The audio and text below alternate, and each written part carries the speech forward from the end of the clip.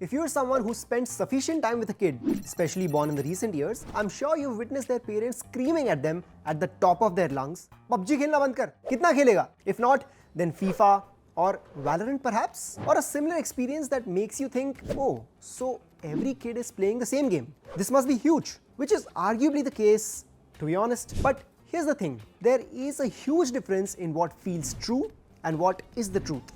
Hunches, gut feelings, these aren't backed by numbers. Statistics are.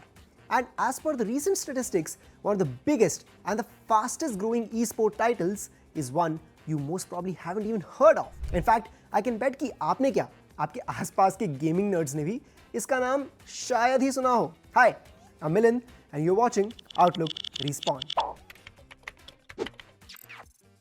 Chinese apps and games को हमने security measures के चलते हमारे देश में बैन तो कर दिया, but there e-sport and gaming industry has been thriving all out. In fact, a game launched no less than a decade ago has held the #1 position on China's iOS App Store revenue rankings for the past 7 years. Its total earnings are what you call chhappar par. Between 2019 to 2023, it ranked #1 on the worldwide grossing charts across iOS and Android. इतना ही नहीं, this rather mysterious game that I'm talking about is also rocking the prize pool charts when it comes to the competitive tournaments.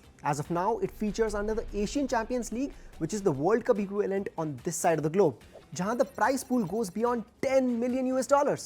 रही बात viewership और streaming numbers की, तो जहां mobile legends touched 3 million, PUBG lingers around 1.4 million, this game only as of last year clocked a total of 100 million online streamers. To help you imagine the number, the French Open final between Yannick Sinner and Carlos Alcaraz this year only clocked 5.5 total viewers watching it. I know, insane. With figures like these, I think it is safe to say that the game is here to stay. In fact, it's here to rule like a king with honor. तभी तो game का नाम सोच समझ के रखा गया है, Honor of Kings. Developed by the Teamy Studio Group and distributed by Tencent Games in mainland China in 2015, Honor of Kings had already grossed over 100 million daily active users by 2020. But it didn't stop there. In 2024, Honor of Kings was the highest grossing mobile game, clocking over $2.6 billion. See, the game is simple.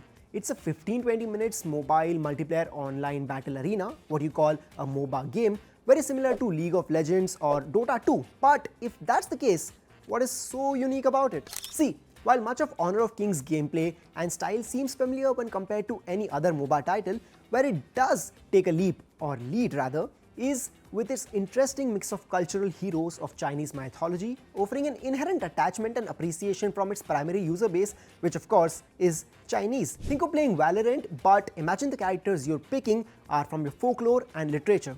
I know, I'd be hooked. Now, having said that, when these X factors blend with the market size of online gaming industry in China, it is only so natural for the game to boom. Not only does China account for $50.7 billion of gaming industry in 2025, but also holds the title for the largest single national market, contributing around 20 to 25% of global gaming revenue in 2025. On top of this, mobile gaming already dominates the scene, accounting for over 70% of the overall market. This is, of course, due to China's supremacy when it comes to the smartphone infrastructure. Another interesting feature that the game offers is something called a chrono break or a rewind feature, which allows players to review competitive matches from a fair play lens, offering for a high quality and equal for all ecosystem. Something that can be put to use across gaming tournaments in the near future. अब इन सब के चलते यहाँ पे दो बातें गौर करने वाली है. पहली ये कि इतना सब होने के बावजूद India is barely participating in the scene. Now, while that is because the game hasn't officially launched in India given the regulatory issues, but we cannot simply overlook the market that it is building. The game is already a package of entertainment, fan base, and massive competitive tournaments, and most likely it is here to stay. And two, in a market so dynamic where a game can take over the demographic in less than a decade, what do you think gaming titles and distributors in India and beyond should do to secure themselves a solid and sustainable future? In fact, to have a long-term IP is the biggest deal in today's market, isn't it? If you were put in charge, how would you like to tackle this? Let me know in the comments section. I'm Milind, and this is Outlook Respawn.